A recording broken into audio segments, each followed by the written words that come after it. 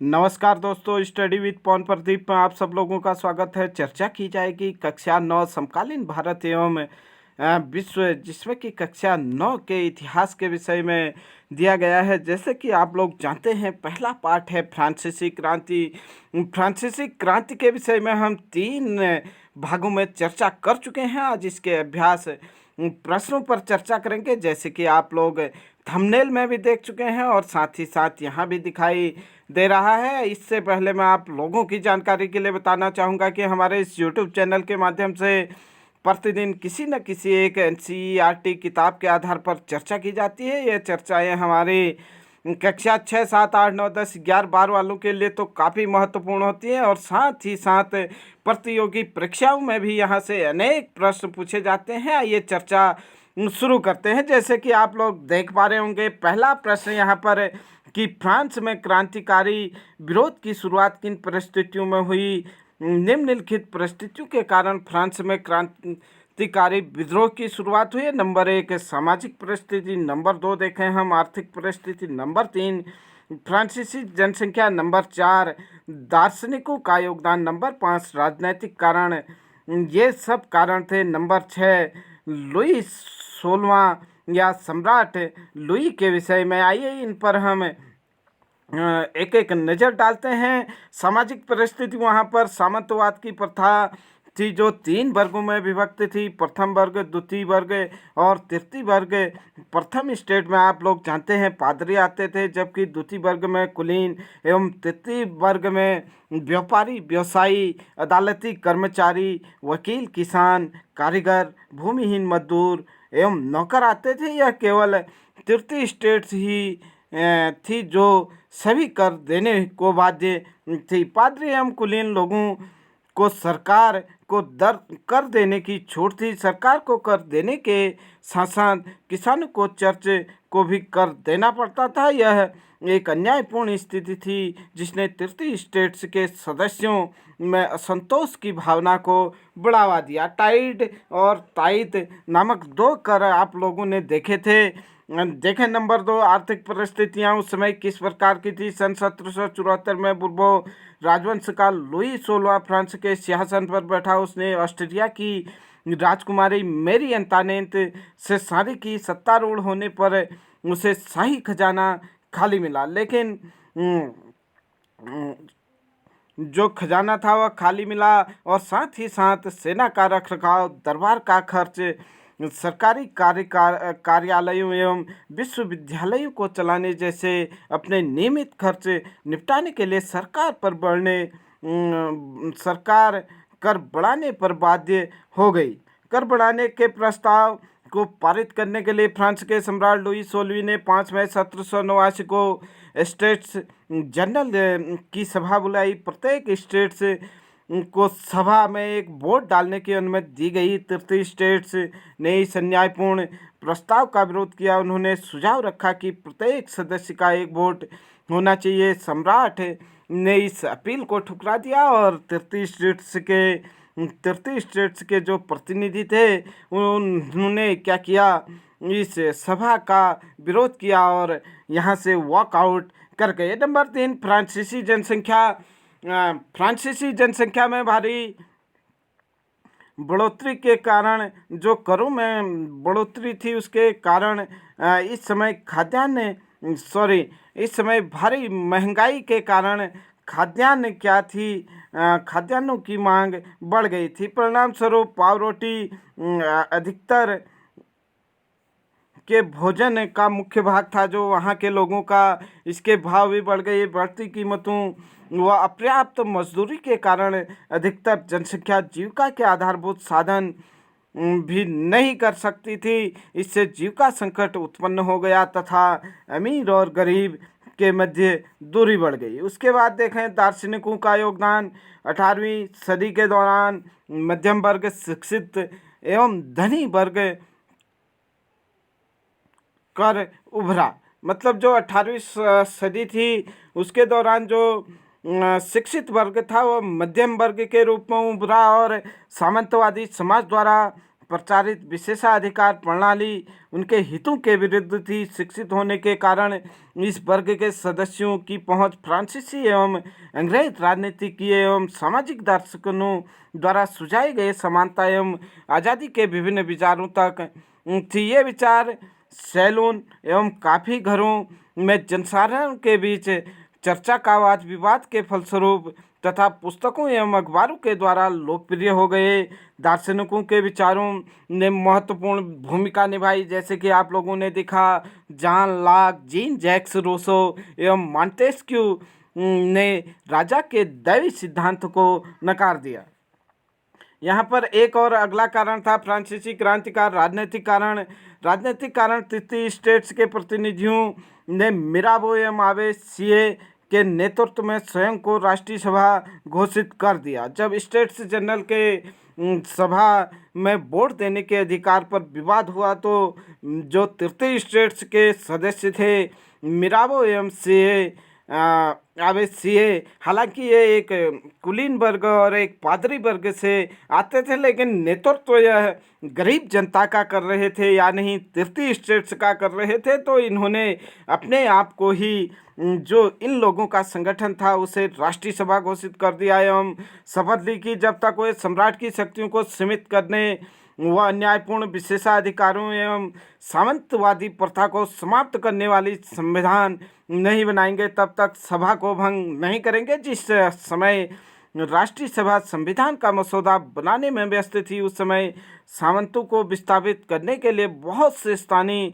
विद्रोह हुए। इसी बीच खाद्य संकट गहरा गया और जनसाधारण का गुस्सा गलियों में फूटा और 14 जुलाई को सम्राट ने सैन्य टुकड़ियों को पेरिस में प्रवेश करने के आदेश दिए। इसके प्रत्युत्तर में सैकड़ों क्रुद्ध पुरुषों एवं महिलाओं ने स्वयं को सशस्त्र टुकड़ियां बना ली। ऐसे ही लोगों की एक सेना बास्तिल किले की जेल या नहीं जो सम्राट की निरंकुश शक्ति का प्रतीक था में जा घुसी और उसको नष्ट कर दिया। इस प्रकार फ्रांसीसी क्रांति का प्रारंभ हुआ। बास्तिल का किला 14 जुलाई को ध्वस्त किया गया। इसी दिन फ्रांस का राष्ट्रीय दिवस भी मनाया जाता है। उसके बाद सम्राट लुई की बात करें, सम्राट लुई 16वें एवं उसकी रानी मैरी अंतोनेट ने अपने विलासितापूर्ण जीवन एवं खर्चीले तौर तरीकों पर काफ़ी धन बर्बाद किया। उच्च पद आमतौर पर बेचे जाते थे। पूरा प्रशासन भ्रष्ट था। प्रत्येक विभाग के अपने ही कानून थे। किसी एक समान प्रणाली के अभाव में चारों ओर भ्रम का वातावरण था। लोग प्रशासन की इस प्रदूषित प्रणाली से तंग आ चुके थे तथा इसे बदलना चाहते थे। आइए देखें प्रश्न नंबर 2, फ्रांसीसी समाज के कौन से समूहों को क्रांति से लाभ हुआ, कौन से समूहों को शक्ति त्यागने पर बाध्य किया गया और समाज के कौन से वर्ग को क्रांति के परिणाम से निराशा हुई होगी। तृतीय स्टेट्स के धनी सदस्यों, मध्यम वर्गीय एवं फ्रांसीसी क्रांति को सर्वाधिक लाभ हुआ। जो फ्रांस की क्रांति हुई इससे इन समूहों में किसानों, मजदूर, छोटे अधिकारीगण, वकील, अध्यापक, डॉक्टर, व्यवसायी शामिल थे। पहले इन्हें सभी कर अदा करने पड़ते थे। वे पादरी एवं कुलीन लोगों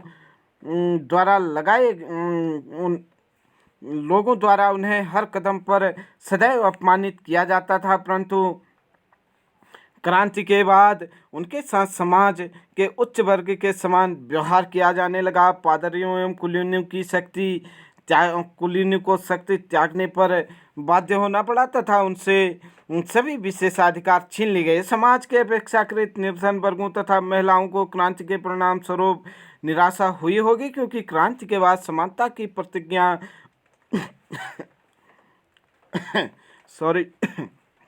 पूर्ण रूप से फलीभूत नहीं हुई। उसके बाद देखें प्रश्न नंबर 3, फ्रांसीसी क्रांति में 19वीं व 20वीं सदी के विश्व के लोगों को मिली विरासत का वर्णन कीजिए। उत्तर देखें हम फ्रांसीसी क्रांति में 19वीं व 20वीं सदी के विश्व के लोगों को मिली विरासत क्या क्या है। नंबर 1 हम देखें फ्रांसीसी क्रांति मानव इतिहास की एक महत्वपूर्ण घटनाओं में से एक है। नंबर 2 यह पहला ऐसा राष्ट्रीय आंदोलन था जिसने आज़ादी, समानता और भाईचारे जैसे विचारों को अपनाया। 19वीं व 20वीं सदी के प्रत्येक देश के लोगों के लिए ये विचार आधारभूत सिद्धांत बन गए। नंबर 3, इसने यूरोप के लगभग सभी देशों एवं दक्षिण अमेरिका के प्रत्येक क्रांतिकारी आंदोलन को प्रेरित किया। नंबर 4, इसने यूरोप के विभिन्न स्थानों पर घटित सामाजिक एवं राजनीतिक बदलाव शुरू कर दिए। नंबर 5, इसने मनमाने तरीके से चल रहे शासन का अंत किया और यूरोप एवं विश्व के अन्य भागों के लोगों को गणतंत्र के विचार का विकास किया। नंबर 6, इससे सभी नागरिकों के समान अधिकार की अवधारणा का प्रचार किया, जो बाद में कानून के समक्ष लोगों की समानता की धारणा बनी। नंबर 7, इसने राष्ट्र को आधुनिक अर्थ दिया और राष्ट्रवादी की अवधारणा को बढ़ावा दिया और पोलैंड, जर्मनी, नीदरलैंड, इटली के लोगों को अपने देशों में राष्ट्रीय राज्यों की स्थापना हेतु प्रेरित किया। नंबर 9, इस क्रांति ने जनता की आवाज़ को सहारा बना दिया, जो दैवीय अधिकारों की धारणा, सामंती विशेषाधिकार, दास प्रथा एवं नियंत्रण को समाप्त करने करके योग्यता को सामाजिक उत्थान का आधार बनाना चाहा। नंबर 10, राजा राम मोहन राय जैसे क्रांतिकारी के द्वारा प्रचारित राजशाही एवं उसके निरंकुश वाद के विरुद्ध प्रचारित विचारों से अत्यधिक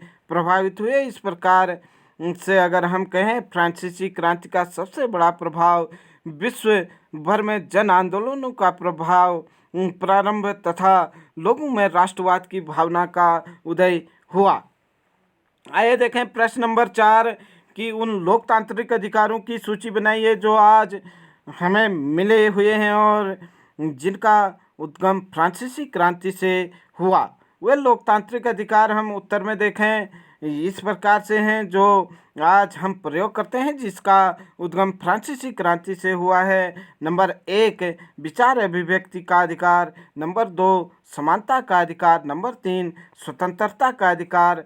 नंबर 4, एकत्र होने तथा संगठन बनाने का अधिकार। नंबर 5, सांस्कृतिक एवं शैक्षणिक अधिकार। नंबर 6, धार्मिक स्वतंत्रता का अधिकार। नंबर 7, शोषण के विरुद्ध अधिकार। नंबर 8, संवैधानिक उपचारों का अधिकार। उसके बाद प्रश्न नंबर 4 हम देख चुके हैं। प्रश्न नंबर 5 पर हम आए तो क्या आप इस तर्क से सहमत हैं कि सार्वभौम अधिकारों के संदेह अंतर विरोध से घिरे हुए थे? पुरुषों उत्तर देखें, पुरुषों एवं नागरिकों के अधिकार की घोषणा इसने विशाल स्तर पर सार्वभौम अधिकारों का खाका तैयार करने का विश्व में शायद प्रथम प्रयास था। इसने स्वतंत्रता, समानता एवं भाईचारे के 3 मौलिक सिद्धांतों पर बल दिया। सभी लोकतांत्रिक देशों द्वारा ऐसे सिद्धांतों को अपनाया गया, किंतु यह सत्य है कि सार्वभौम अधिकारों का संदेश विरोधाभासों से घिरी हुई थी। पुरुष एवं नागरिक अधिकार घोषणा पत्र में कई आदर्श संदिग्ध अर्थों से भरे हुए थे। यह कैसा था, यहाँ पर हम समझने का प्रयास करें। नंबर 1, घोषणा में कहा गया कि कानून सामान्य इच्छा की अभिव्यक्ति है। सभी नागरिकों को व्यक्तिगत रूप से या अपने प्रतिनिधियों के माध्यम से इसके निर्माण में भाग लेने का अधिकार है। कानून के नज़र में सभी नागरिक समान हैं, किंतु जब फ्रांस एक संवैधानिक राजशाही बना तो 30 लाख नागरिक, जिसमें 25 वर्ष से कम के पुरुष एवं महिलाएं शामिल थे, उन्हें बिल्कुल वोट देने या वोट डालने नहीं दिया गया। नंबर 2, फ्रांस के उपनिवेशों पर कब्जा करना और उसकी संख्या बढ़ाना जारी रहा। नंबर 3, फ्रांस में 19वीं सदी के पूर्व तक जो दास प्रथा थी वह जारी रही। उसके बाद देखें प्रश्न नंबर 6, नेपोलियन का उदय को आप कैसे वर्णन करेंगे, या नेपोलियन के उदय का वर्णन कीजिए। 1796 में के निर्देशिका के पतन के तुरंत बाद नेपोलियन का उदय हुआ। निर्देशकों का प्रायः विधानसभाओं में झगड़ा होता था और जो कि बाद में उन्हें बर्खास्त करने का प्रयास करती। निर्देशिका राजनीतिक रूप से अत्यधिक अस्थिर थी, अतः नेपोलियन सैन्य तानाशाह के रूप में सत्तारूढ़ हुआ या नहीं, सत्ता में काबिज हुआ। सन 1804 में नेपोलियन बोनापार्ट ने स्वयं को फ्रांस का सम्राट बना दिया। वह पड़ोसी देश यूरोपीय देशों पर विजय करने निकल पड़ा। राजवंशों को हटाया और समाजों का जन्म दिया, जिससे अपने परिवार के सदस्यों को क्या कर दिया, उसने आरूढ़ कर दिया। अपने निजी संपत्ति की सुरक्षा जैसे कानून नेपोलियन ने क्या किया, निजी संपत्ति जैसे निजी संपत्ति की सुरक्षा जैसे कानून बनाए और दशमलव प्रणाली पर आधारित नापतोल की एक समान पद्धति शुरू की। अंततः 1815 में वाटरलू के युद्ध में नेपोलियन की हार हुई। इस तरीके से नेपोलियन के शासन का भी अंत हो जाता है। ये चर्चा थी हमारी कक्षा 9 पाठ नंबर 1 इतिहास का जो है फ्रांसीसी क्रांति, इसके अभ्यास प्रश्नों पर हमने चर्चा की। अगर आप इस तरीके के चर्चाओं पर सम्मिलित होना चाहते हैं, विस्तार से एनसीईआरटी पढ़ना चाहते हैं, तो हमारे इस यूट्यूब चैनल के माध्यम से आप पढ़ सकते हैं और अपने अधिक से अधिक मित्रों के साथ इस चैनल को शेयर कर सकते हैं। आशा करता हूं कि आप निश्चित तौर पर लाइक शेयर कमेंट करेंगे, जिससे हमें प्रोत्साहन मिलता है। और इसी बात के साथ आज की चर्चा यहीं पर समाप्त करते हैं। मिलते हैं जल्द ही एक नए चर्चा के साथ। तब तक के लिए यूं ही बने रहे।